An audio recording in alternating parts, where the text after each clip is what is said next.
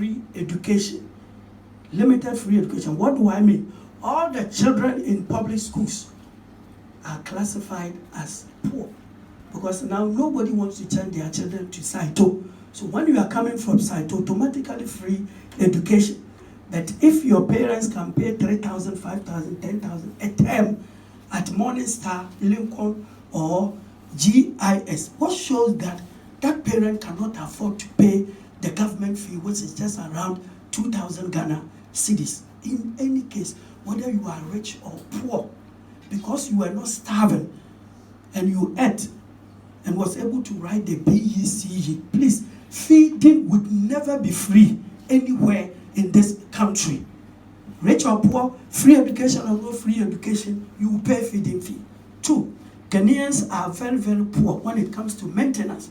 So are you telling us that when the school trucks breaks down, we need to inform the president to come and fix it, everybody will pay maintenance fee? What we are saying by way of conclusion is that we are going to build a society without any corruption, because we are going to ensure, whether it's NDC, MPP, PNC, or CPP, everybody who started serving the country after the last republic would be brought to come and render their account. Because for me, I see no difference between MPP and NDC.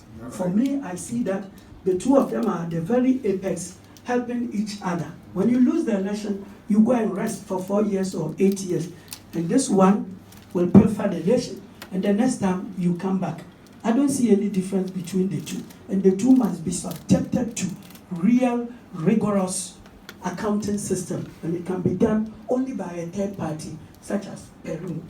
Then, I'm coming to an end.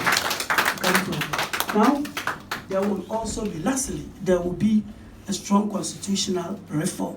Please, I do not promise you constitutional amendment as President Mahama is saying. No, I'm talking about a constitutional reform. The reason why I mention constitutional reform is that I do not see the Fourth Republican Constitution as a genuine constitution. At best, it is a transitional constitution. In substance, a military constitution. What do I mean by this? Those who overthrew the Nkrumah government, when they were handing over in 1969, did not anticipate metamorphosing themselves into a political party. And so the constitution they drew up was a pure civilian constitution. Then those who overthrew the 1979, the Third Republican government, also did not participate in the election. And so it was a constitution based on all the good things associated with the elements of separation of powers and constitutionalism. In the case of the 1992 constitution, the very military government in power that drew up the constitution was also an active participant in the election. The only thing it did was the change of its name.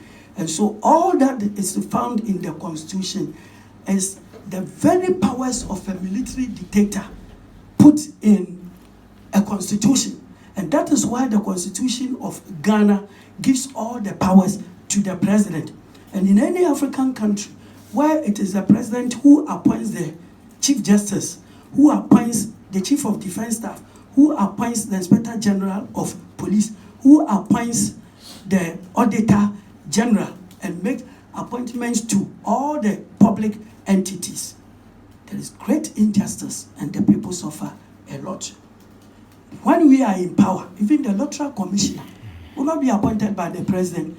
He or she will be appointed by the superior court judges. The chief justice will be appointed through a system like the selection of a headmaster. It's not the president who appoints a headmaster, through a GES own formula. When you reach headmaster, you know you have reached that stage. So why should the president be allowed to appoint, for example, the inspector general of police? So today, as I talk to you, when they go to the Galamsey site to arrest culprits, a politician has the right to call the police to move from the area. Why? Because the police head is appointed by the president, and at any time he can be appointed.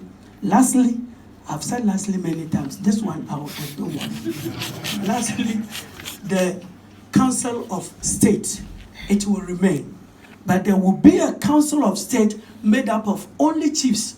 What is the chiefs who are the natural leaders of the land?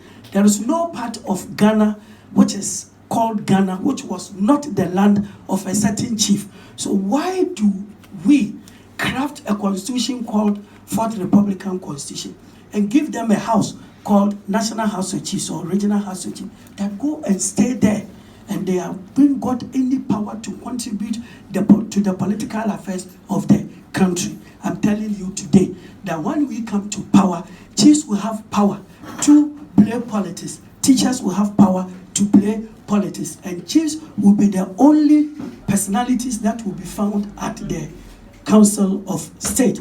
There will be nothing called ex gratia. And when you are a member of parliament, your lifespan is 2 terms. You can't go beyond that. If you are a president, you cannot appoint more than 30 ministers.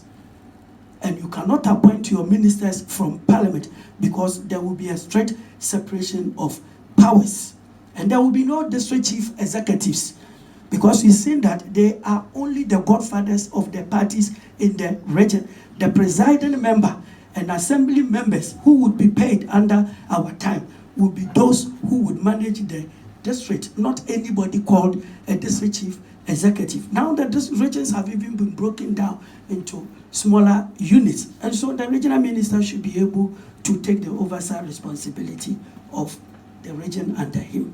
I'm saying all this to tell you that when we come to power after the 7th of December 2024, everything will be amended, and Ghanaians will see new things, and Ghanaians will say with Nkrumah that at long last the battle has ended, and Ghana, our beloved nation, is free forever. Thank you.